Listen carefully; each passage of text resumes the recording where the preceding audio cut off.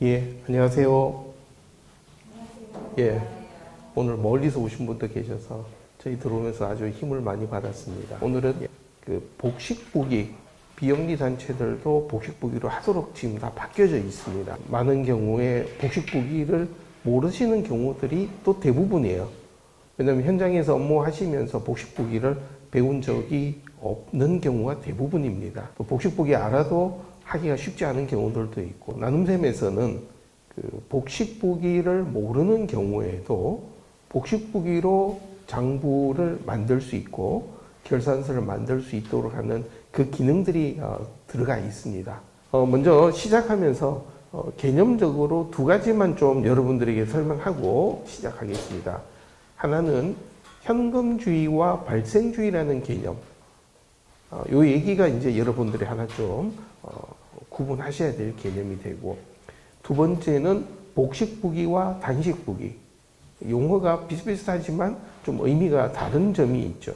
먼저 현금주의와 발생주의, 요 내용은 어떤 얘기냐면, 우리가 어찌됐든 회계 처리를 우리는 지금 하고 있죠.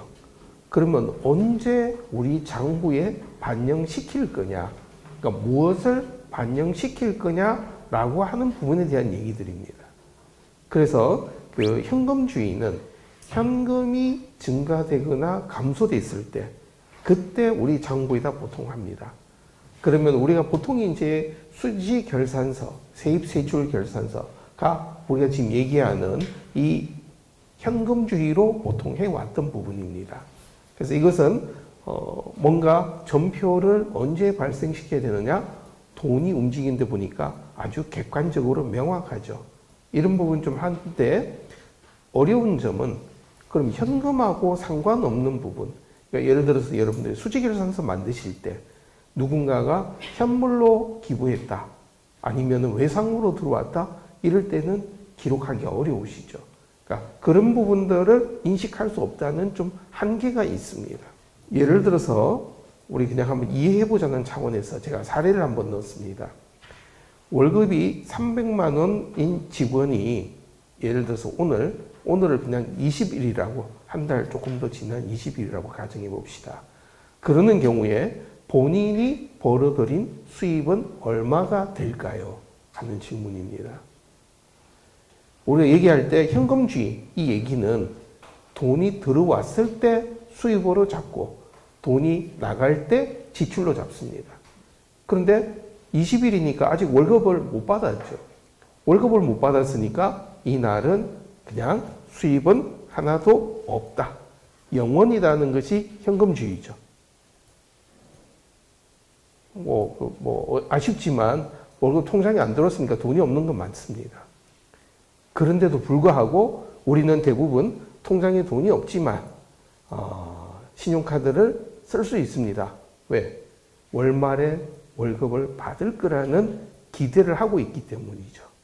그래서 발생주의라고 하는 것은 이렇게 현금이 들어오든 안 들어오든 상관없이 실질적으로 나에게 수입이 생겼느냐. 우리 다시 한번 보죠. 발생주의를 하면은 이번 달에 아직 돈은 들어왔지 않지만 내가 한 달 중에 20일을 일했으니까 월급 300만 원 중에 3분의 2, 30분의 20은 이미 나는 확보했다. 내 수입은 이만큼 200만 원 확보됐다고 생각하는 게 발생주의라는 얘기입니다. 그래서 현금주의와 발생주의가 이런 차이가 있다 하는 부분 하나 이제 여러분들이 이제 인식하시고, 규모가 좀 더 복잡해지면 이 현금주의와 발생주의 차이가 많이 나타나게 되는데, 근데 그러지 않고 규모가 크지 않을 때는 현금주의와 발생주의가 크게 여러분들의 경우에 차이 없는 경우들도 많습니다. 그래서 이런 차이가 있구나 하는 부분을 보시고요. 예를 들어서 우리가 지금 화면에 보시는 것 같이 세입 세출 결산서, 일반적으로 많이 나온 결산서 하나 제가 집어넣었습니다. 그런데 이런 결산서 돈이 들어오고 나간 거, 여기에는 보시면 차입금도 있고 후원금도 있고 돈이 들어온 거는 다 들어가 있습니다. 또 돈이 지출된 거에 대해서는 재산을 취득한 거, 사업비로 나간 거, 인건비 나간 거, 보조금 쓰고 남아서 반환한 거, 이런 것까지 다 들어가 있습니다.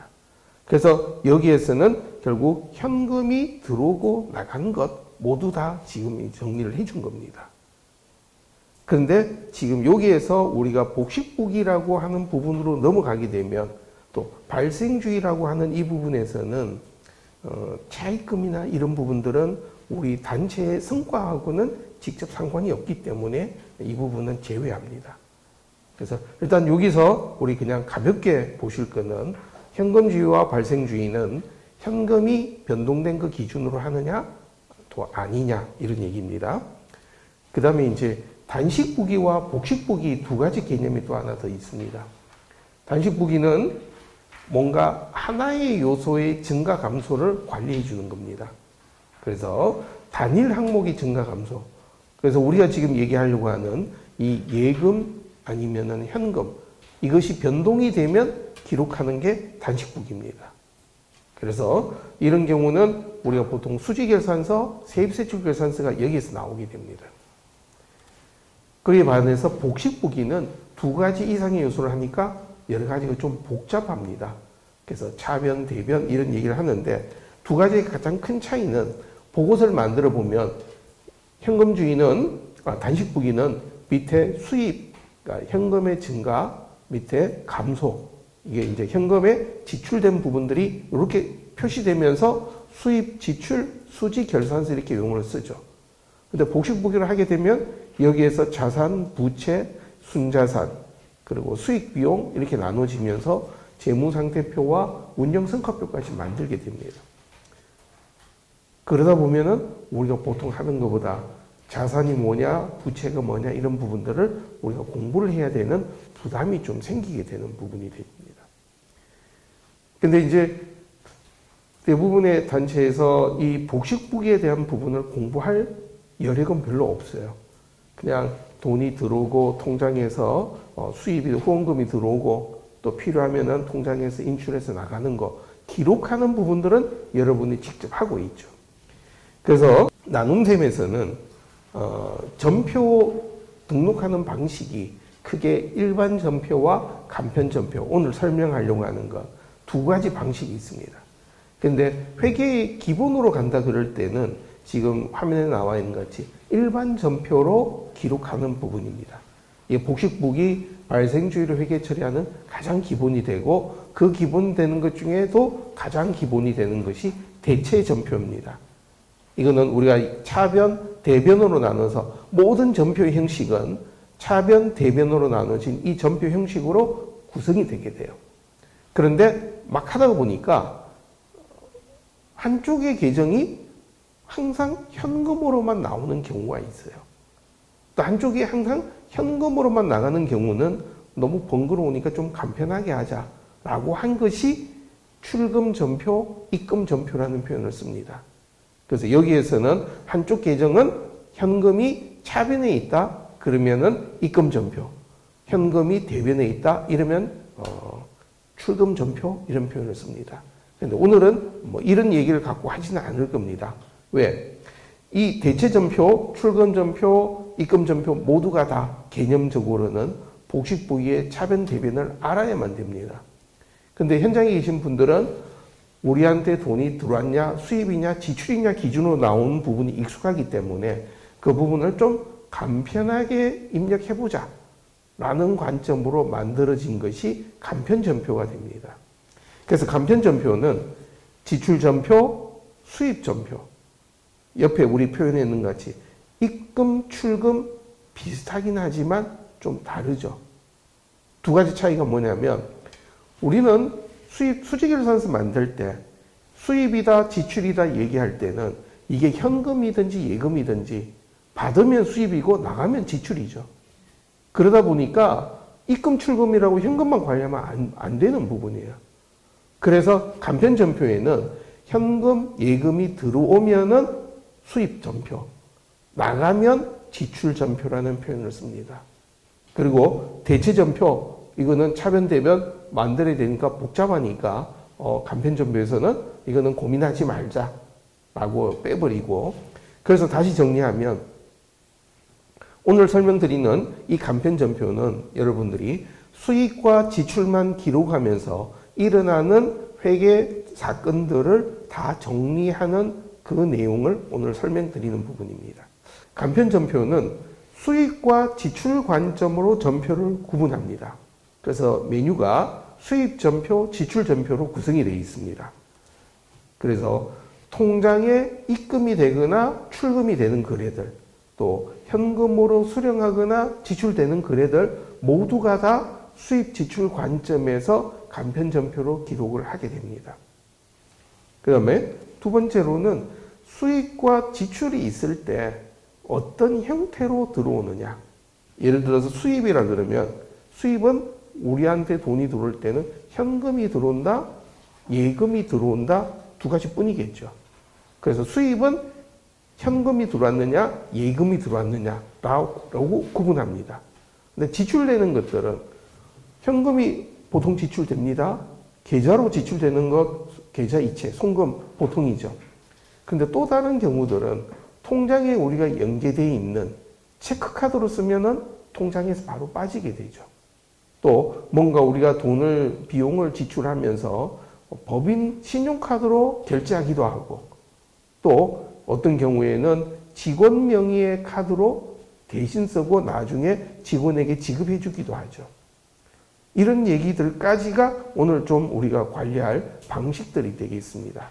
그래서 오늘 설명드리는 부분들은 지출의 각 형태별로 이걸 어떻게 기록할 거냐, 수입되는 형태별로 이것을 어떻게 할 것이냐 하는 점으로 설명드릴 예정입니다. 지출전표 중에서 현금 지출 거래를 먼저 예를 들어 보겠습니다. 사무실에 이제 담당자가 가지고 있는 시제, 우리 보통 현금이라고 표현합니다. 이 시제로 퀵비, 사무실에서 문서를 보내면서 퀵비 15,000원을 지급했다. 그리고 나중에 회계 처리하기 위해서 쓰이는 회계 단위는 교육사업 회계 단위 문서관리교육이라고 하는 프로젝트로 사용하고 있다. 이건 예시이기 때문에 실제 여러분 단체에서는 다르게 쓰일 수 있겠죠. 그래서 회계 단위와 프로젝트 관리를 하면은 이 얘기가 전표로 들어가면은 지출 전표에서 여러분 화면에 보시는 것 같이 저렇게 날짜가 들어가고 회계 단위 교육사업이고 프로젝트 문서관리 그렇게 기록하게 됩니다. 근데 여기서 중요한 부분은, 차이가 나는 부분은 화면에 보면 지출 형태, 저 부분이 이제 이 간편전표에서는 여러분들이 쭉 선택하실 내용들입니다. 그래서 지출 형태가 현금이냐, 그리고 오른쪽에 보면은 관련된 계좌번호들이 같이 나오게 됩니다. 현금이기 때문에 오른쪽에 있는 저 계좌번호는 없는 상태죠. 그리고 내역은 뭐냐? 퀵비를 지급한 거다라고 얘기하게 됩니다. 그러면은 자, 위에까지 여러분이 보셨을 때는 회계, 차변, 대변 이런 얘기 전혀 모르셔도 내가 뭐로 돈을 지출한다라는 것까지만 정리하고 표시하는 것이죠. 밑에서 들어와 있는 계정 내역 과목에서는 내가 무슨 용도로 된 거냐? 퀵비라고 할 때는 문서를 이렇게 주고받으니까 통신비라고 표현할 수도 있겠고, 아니면 지급수수료라고 표현할 수도 있겠고, 여기서 그거는 여러분들이 내부에서 정해서 사용하시는 내역들을 찾아주시면 되죠. 그래서 돈이 지출되면 무슨 항목이다 기록해 주신 대로 여기에 표시해 주면 됩니다. 그래서 통신비라고 쳐놓고, 그리고 적용에 대해서는 이런 성격이 뭐다? 퀵비 지급한 것이다. 그리고 금액에 15,000원. 그러면 여기에서는 우리는 차변 대변이라는 개념은 없이 현금으로 돈을 썼다라고까지 해서 기록을 하고 전표를 전기 처리를 합니다. 그렇게 되면 전기 처리한 내용들이 여러분들이 분계장을 보시면 이렇게 차변과 대변으로 나누어져서 복식부기로 들어가게 됩니다. 그렇게 되면은 여러분 보시는 재무상태표, 운영성과표가 나눠지면서 결산서가 나오게 되죠. 지금 여기서 이제 현금일 때는 우리가 큰 부담이 없어요. 이게 단식부기로 가나 복식부기로 가나 플러스 마이너스 똑같은 거 아니냐라고 하는 얘기가 됩니다. 근데 이제 그 다음에 두 번째 사례는 동일한 사례입니다. 퀵비 15,000원을 지급하는데 이때는 현금이 아니라 우리 경비에서 계좌, 이제 비용 계좌가 될 수도 있겠고, 이 경비 계좌에서 그쪽으로 송금을 시켜줬습니다. 퀵비를. 그래서 퀵비를 송금하게 되는 경우는 앞에 나와 있는 내용들은 지금 화면하고 다 똑같습니다. 날짜, 회계단위, 그리고 프로젝트가 무엇이다. 다 적는데 다른 점은 여기서 지출 형태. 지출 형태가 이번에는 예금으로 선택이 된 부분입니다. 여러분들이 아마 그 지출 전표 이렇게 불러서 거기에다가 마우스 놓고 더블 클릭을 해 보시면 거기에는 현금, 예금, 또 법인카드, 체크카드, 직원카드 이렇게 선택할 수 있게 나올 겁니다. 그런 얘기들 중에서 이번에는 예금을 선택합니다. 예금에서 인출됐는데 어느 계좌에서 인출됐느냐가 오른쪽에 계좌번호를 선택하는 쪽으로 나오게 됩니다. 그래서 선택하는 계좌번호를 여기 넣어주시고 그리고 난 다음에 퀵비다, 통신비다 하는 부분들은 앞에와 동일하게 우리가 처리하면 됩니다. 그렇게 처리를 하게 되면은 나타나는 분계장, 장부죠. 우리 반영되는 데에서는 보통예금 그리고 퀵비, 통신비라고 하면서 차변 대변으로 구분이 됩니다. 자, 여기서 이제 우리가 복식보기를 하면서 굳이 이것을 간편전표라도 얘기를 하는 이유는 저 화면에서 보시면 보통예금의 계좌번호가 별도로 들어가게 되죠. 우리가 전표를 넣어줬을 때. 그 얘기는 나중에 계좌별로 잔고가 관리가 되고 이 계좌를 쭉 열어서 보면 거래처 원장을 열어서 보면 통장에 있는 거래 내역과 이 계좌가 다 일치가 되게 되고 나중에 연말돼서 우리 보통예금 딱 이제 보고서 볼 때 계좌별로 A라는 계좌는 잔고가 얼마고 B라는 계좌는 잔고가 얼마고 라는 부분들을 정리해서 보여줄 수 있게 되기 때문입니다. 그래서 어떻게 보면 거래처별 자산 종류별로 잔액 관리를 할 수 있게 되겠죠. 그래서 지금 두 번째 경비 계좌, 우리 예금 계좌에서 송금했을 때는 지금 지출 형태를 예금으로 선택하시고 관련된 계좌 번호를 기록해 주시면 되는 거죠. 세 번째 유형으로는 이번에는 체크카드입니다. 자, 체크카드는 결제하는 순간에 바로 우리 보통예금 계좌에서 빠져버리게 되죠. 그렇게 되면은 결국 여기에서는 실질적으로는 체크카드 썼을 때는 그만큼 지출이 바로 일어난 셈이 되죠. 그러면은 요 얘기들 똑같은 얘기입니다. 날짜, 회계단위, 프로젝트 그대로 다 들어가고 그 다음에 지출 형태를 이번에는 체크카드로 선택합니다.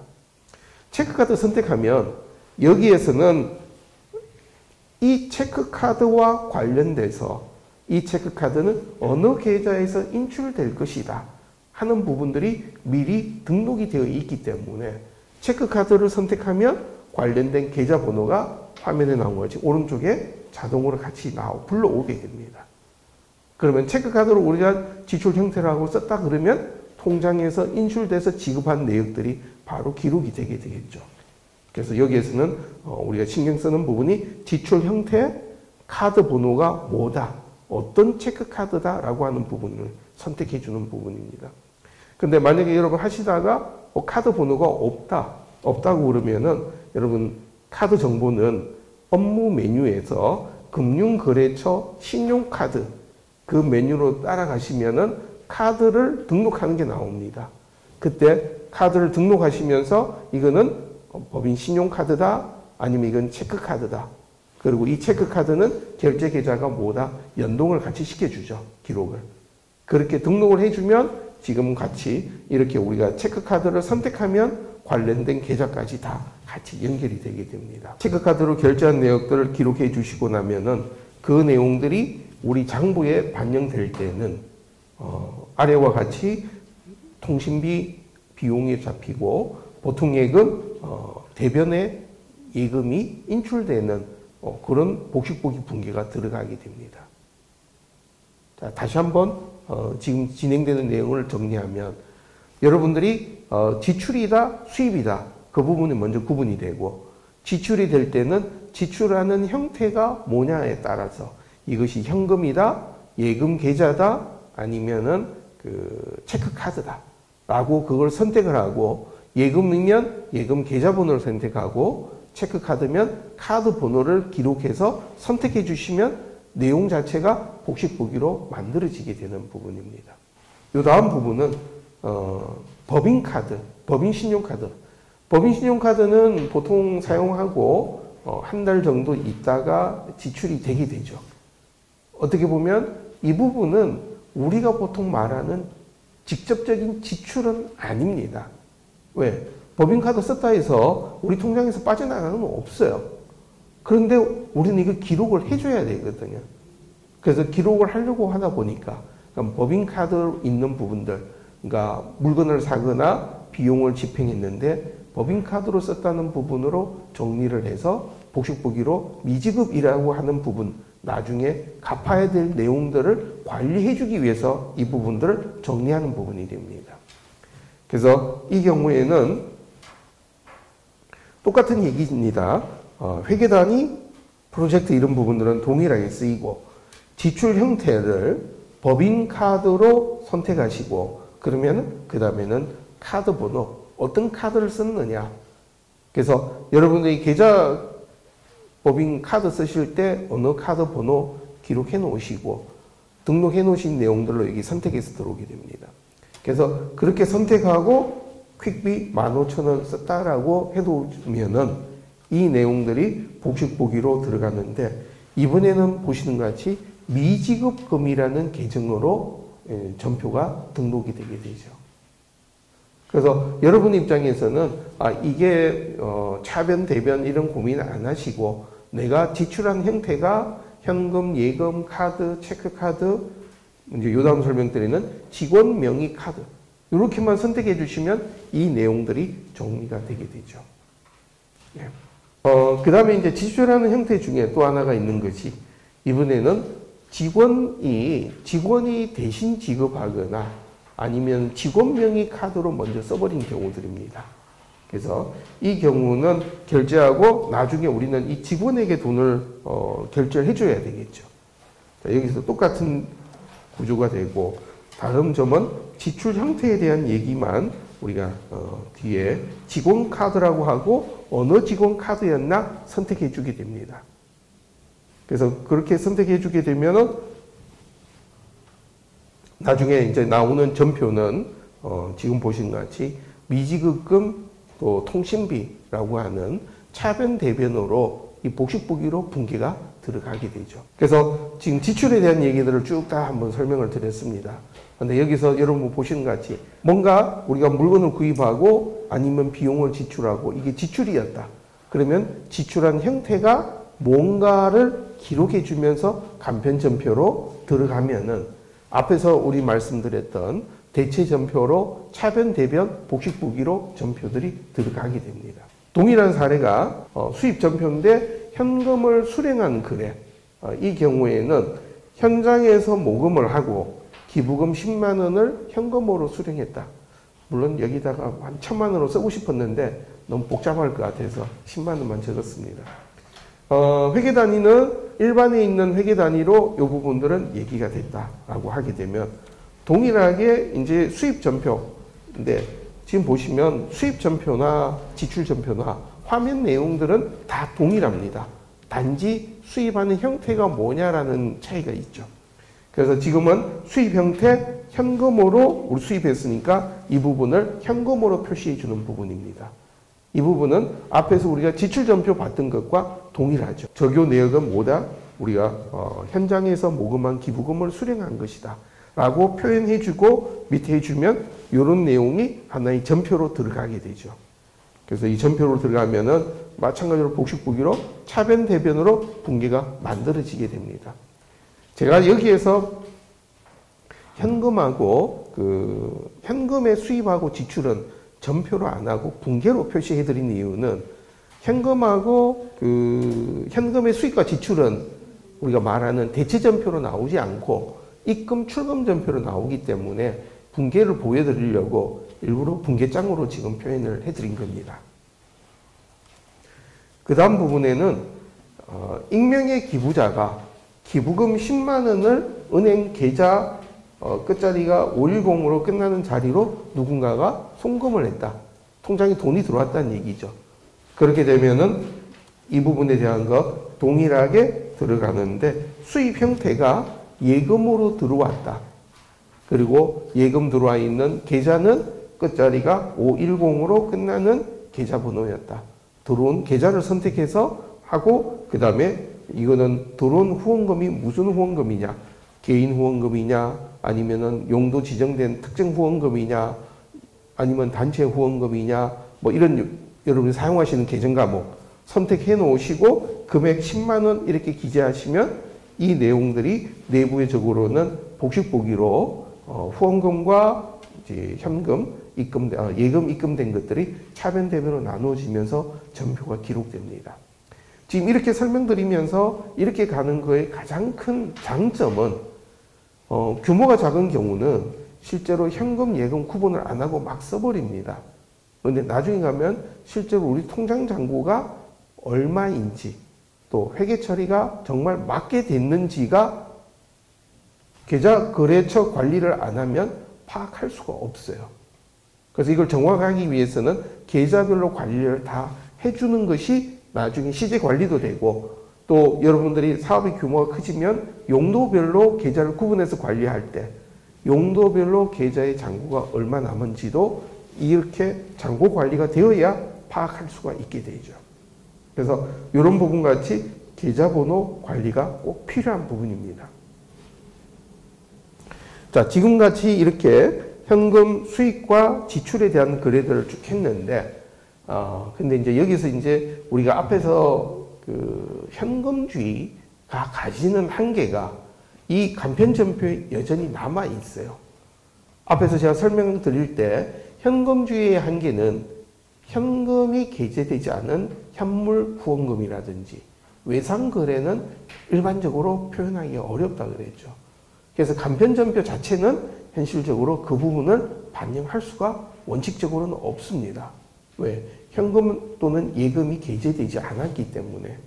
그런데 이제 그 부분들은 여러분들이 많이 발생되는 경우들이 아니기 때문에 예를 들어서 여러분들이 외상이라든지 아니면 현물로 들어올 때 어떻게 표현하는가 하는 부분들은 나중에 운영팀에 한번 물어보셔서 이런 경우에는 일반 대체전표로 차변에 예금 아니면 현금, 대변에 후원금 아니면 지금 여러분들이 보내드렸던 것 같이 그런 얘기로 들어가 있는 둥계들을 한번 입력하는 것을 한번 파악해 주시면 그 다음부터는 따라서 가시면 되는 부분이 됩니다. 그래서 현금 예금으로 반영이 되기 어려운 게 지금 화면에 나온 같이 미지급 외상거래, 또 현물 후원금 수령하는 부분, 또 결산 조정을 하는 감가상각비, 그리고 퇴직급여 충당부채 설정하는 부분들, 그리고 대손 충당금 설정하는 부분들. 저게 무슨 말이지? 하고 그러시면 그냥 넘어가도 괜찮습니다. 그 단체에서 조금 더 복식보기로 발생주의를 결산을 하면은 대손, 퇴직급여, 감가상각 이렇게 되는데 여러분들은 물건 사면 물건 샀다, 나중에 처분하면 처분했다 그렇게 처리하고 계신 경우는 밑에 세 가지 이 내용들은 별도로 고민 안 하셔도 됩니다. 위에 현물로 후원금 받았을 때만 어떻게 처리하면 되는지만 한 번 더 잡아주시면 되겠습니다. 그 다음에 앞에서 제가 설명드릴 때 복식보기에서 일반 전표에서는 입금, 출금, 현금 기준으로 이렇게 하니까 현금이 들어오는 것은 입금, 나가면 출금입니다. 그래서 예를 들어서 은행에서 현찰을 인출하면 그건 입금 전표가 됩니다. 왜? 현금이 증가됐기 때문에.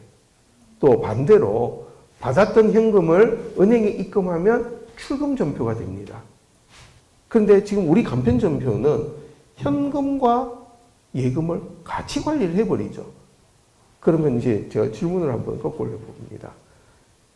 통장에 있는 예금을 어디 우리 행사하면서 필요해서 20만 원 현찰을 인출했습니다. 이거는 수입인가요? 지출인가요? 설명 안 되죠.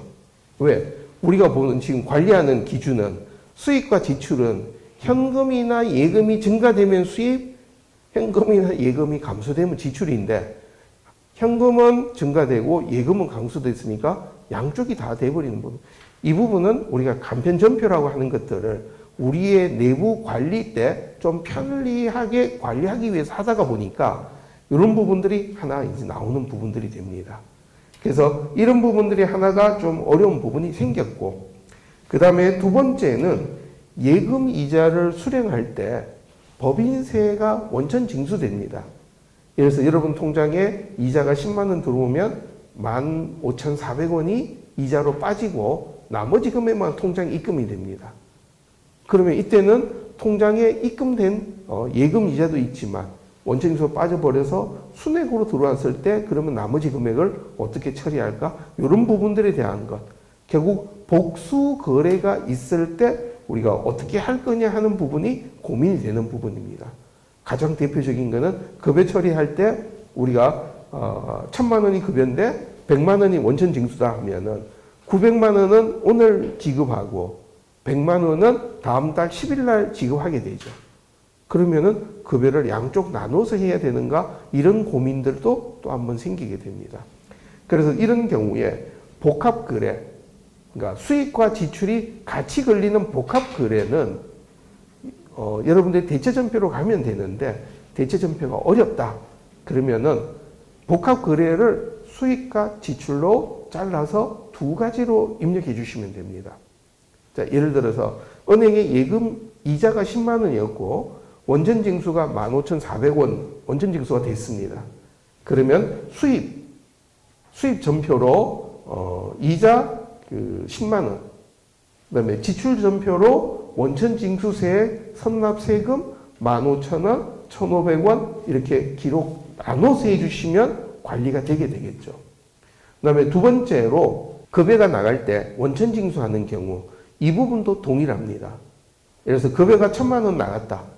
그러면은 급여가 1,000만 원인데 소득세 100만 원을 떼고 900만 원만 지급했다. 이 얘기는 정확하게는 우리가 1,000만 원을 급여를 지급하고 100만 원은 소득세로 그분에게 우리가 다시 원천징수 수입으로 다시 잡아준다는 얘기가 됩니다. 그래서 그런 경우는 지출 급여 1,000만 원, 수입 전표 원천징수세액 100만 원 그렇게 잡아주시면 복합거래가 간편전표로도 정리가 가능해지게 됩니다. 그 다음에 이제 하나 저희가 이제 설명 더 드려야 될 부분은 예금 계좌 간 거래 이체 부분입니다. 이 부분 아까 제가 질문 드렸을 때 다 얼굴에서는 이게 수입인가 지출인가 고민하시는 흔적이 이제 보이는 부분이죠. 이 부분들은 어차피 이 간편전표라는 것은 일반적인 것이 아니라 나눔셈이 복식보기 모르시는 부분들이 좀 더 쉽게 하기 위해서 만들었던 부분입니다. 근데 이 중에서 예금 계좌 간 거래 부분은 간편 적용가 기본적인 디폴트로 들어가 있습니다. 그래서 이것은 한번 사례로 한번 보면 좋을 것 같아요. 교육사업 하는 회계 단위에서 수익 계좌에서 경비 계좌로 30만 원 계좌 간 이체를 지금 했다. 그러니까 다른 말로 수입에서 기부금이라든지 등록비 수입이 있는 데서 지출하는 비용 계좌로 30만 원 이체하겠다는 얘기입니다. 그러면은 전표 들어가는 거는 지금 다 동일해요. 지금 이제 제가 여기서는 수입 전표에서 이걸 만들었습니다. 수입 전표에서 회계 단위 프로젝트 다 동일합니다. 수입 형태 예금이라고 넣어 두시고 예금이라고요. 왜냐하면 어찌됐든 계좌간에 이체가 됐으니까 예금이 증가가 된 거죠. 그런 상태에서 그 계정 과목이 있는 데에다가 예금이라고만 두 글자만 치시면 예금이 들어간 여러 가지 계정 과목이 나옵니다. 근데 여기서 잘 보시면은 밑에 뭐 당좌 예금, 보통 예금 이런 건 우리가 쓰는 계정 과목인데 특이한 게 좀 있죠. 하나는 현금을 예금으로 입금한다. 예금을 현금으로 인출한다. 또 예금 계좌간 이체한다. 이런 적용가 독특한 적용가 들어가 있습니다.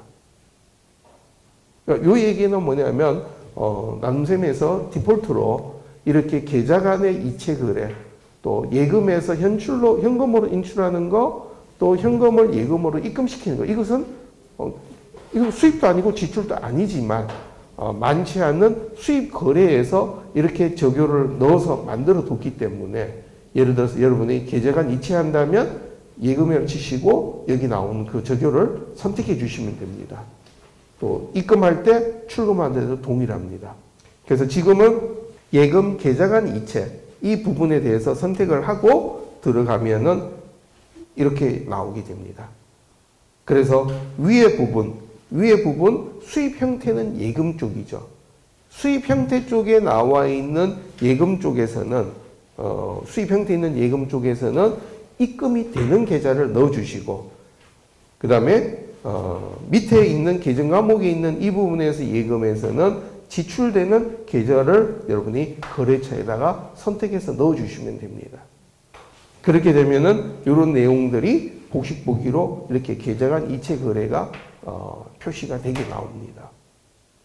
그래서 이렇게 가게 되면은 처음에 말씀드렸던 현금주의의 한계, 외상 거래 또 현물 거래는 근본적으로 지금 다른 부분이니까 빼두고, 기타 통장에서 예금이나 현금이 움직일 때 발생되는 모든 거래는 이렇게 전표 처리로 등록이 되는 부분입니다.